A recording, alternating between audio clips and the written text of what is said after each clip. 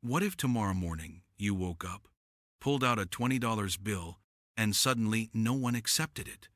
The cashier laughs, the bank refuses it, and your paper money is just worthless. Sounds like a nightmare, right? But here's the shocking truth.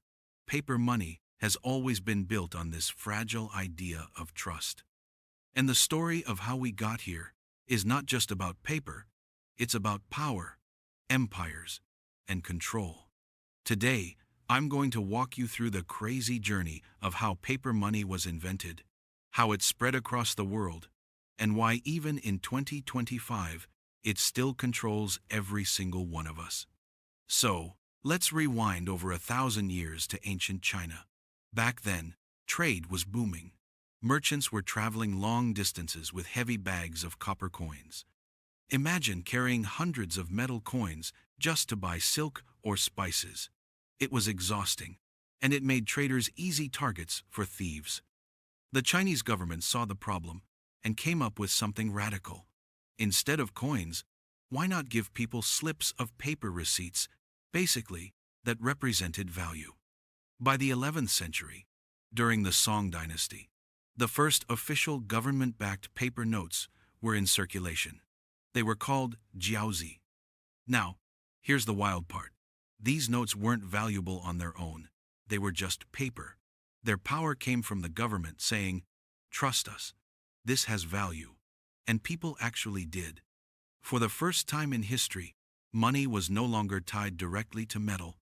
It was tied to trust. But the real plot twist came with the Mongols. Kublai Khan, the grandson of Genghis Khan, loved paper money. He expanded it across his massive empire.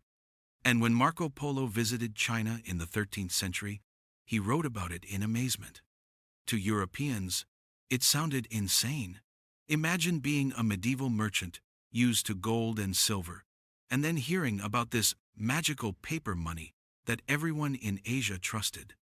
Some Europeans even thought Marco Polo was exaggerating, but he wasn't. He was witnessing the birth of something revolutionary. Now, let's be real. Europeans were skeptical. They loved their gold and silver coins. Paper just seemed fake. For centuries, nobody trusted it. But in the 1600s, Sweden finally issued the first European banknotes. Then the Bank of England, founded in 1694, jumped in. And guess why? War. King William needed money to fight France, and paper notes gave him the flexibility to borrow and spend. See the pattern? Paper money wasn't invented just for convenience. It was invented as a tool of power. And once governments realized this, they never looked back. Here's the most important lesson. Paper itself has no value. It's not gold, it's not silver, it's just fiber. What gives it value is belief. As long as people trust that others will accept it, it works. That means governments and banks hold the keys. They don't need to dig gold out of the ground anymore, they just print promises on paper.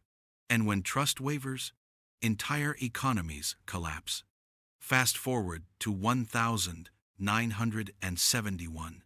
President Richard Nixon takes the U.S. off the gold standard. For the first time in modern history, the dollar wasn't backed by gold at all. It was just backed by trust in the government. This was the birth of fiat money. Fiat literally means "let it be done." In other words, money has value because the government says so. Period. And what happens when governments can print unlimited money? Inflation, debt, boom and bust cycles. You've probably noticed prices going up year after year. That's not an accident, that's the design of the system. Think about your life right now. The paycheck you get, the mortgage you're paying, the student loans, the rising grocery bill. It's all connected to paper money and the policies behind it. When central banks print trillions of dollars, who benefits? Usually governments and big corporations. And who pays the price? Ordinary people, because your money buys less and less every year. So yes, that $20 bill in your pocket still works today. But it's not really money, it's just a government promise. And promises can be broken. Paper money was one of humanity's most powerful inventions. It built empires, fueled trade, and made modern economies possible. But it also created a system where power isn't in the hands of the people, it's in the hands of governments and banks. And now, with digital money, cryptocurrencies, and central bank digital currencies on the horizon, the big question is, are we moving toward freedom or even tighter control? If this opened your eyes, hit that subscribe button and share this video with a friend who still thinks cash is real money.